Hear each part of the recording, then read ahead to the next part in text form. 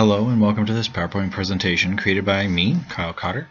I will be discussing the pollution and sometimes unfortunate state of the lakes that surround Orillia. As Orillia is known for its beautiful waterfront, it is one of the biggest concerns of residents that we keep our waterfront clean and safe for many years to come. Throughout this PowerPoint, I'll be describing why the beaches are being closed down for short periods, as well as what potential illnesses are associated with swimming in water that has been deemed unsafe and unhealthy to swim in. I will then discuss some of the plans that the City of Orillia has implemented and are still implementing in order to try to keep our water safe and clean. And lastly, what are some of the things that you and I can do to help this movement?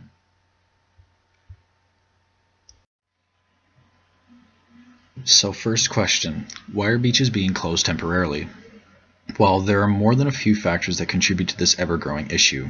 According to the City of Orillia, the three main contributors are faulty or overworked septic tanks, agricultural runoff, and sewage treatment plant bypasses.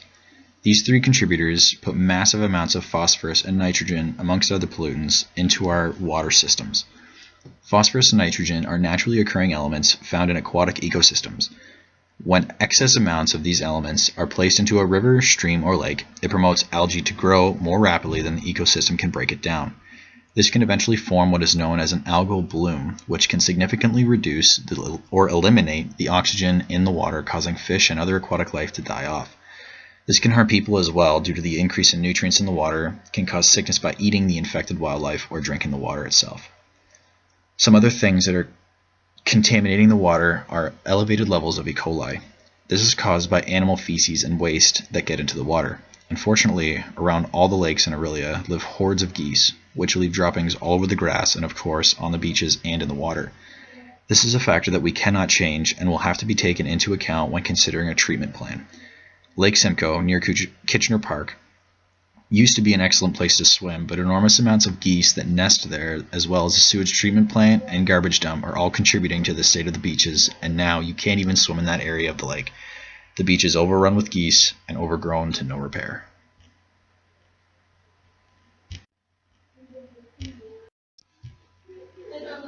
Obviously, you would think that swimming in water with higher than normal bacteria ratings would probably have some side effects, and you'd probably be right. We now know some of the things that can potentially happen to you, your friends and family, or tourists coming up from the city to spend a nice weekend away. Some of the more minor illnesses that have been known to occur are minor skin, eye, ear, nose, and throat infections after swimming in the water.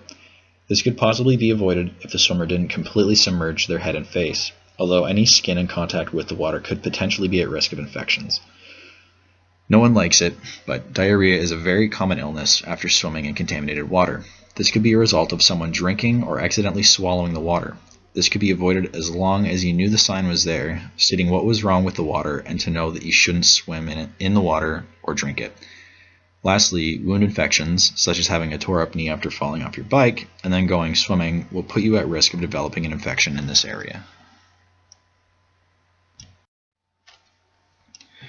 Orillia has implemented a program to help reduce the amount of phosphorus that is being placed in our water system since passing the Lake Simcoe Protection Act in 2008. This project is upgrading the water waste treatment plant to limit the phosphorus runoff that ends up in the lakes. This is a very expensive endeavor, costing anywhere between $8 to $12 million for the city. The Ontario government has assisted by giving the City of Orillia $20 million over 4 years since 2008 to implement these changes. This bill has made all water treatment facilities implement upgrades by the year 2015. This is a huge step forward when considering our water quality and overall health. As phosphorus is a large contributor to the decline of our lakes, there are some things you and I can do to help reduce the amount of phosphorus going into our environment. We can use phosphorus or phosphate-free cleaning products. Minimize or eliminate our use of lawn fertilizers that also harm the wildlife, as many birds can become sick from ingesting the fertilizer, also run off into the lakes and sewage drains.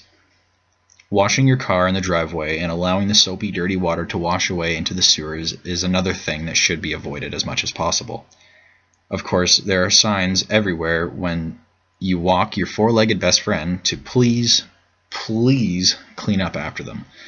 Not only is it contributing to the water bacteria levels, but it is really not fun to step in either.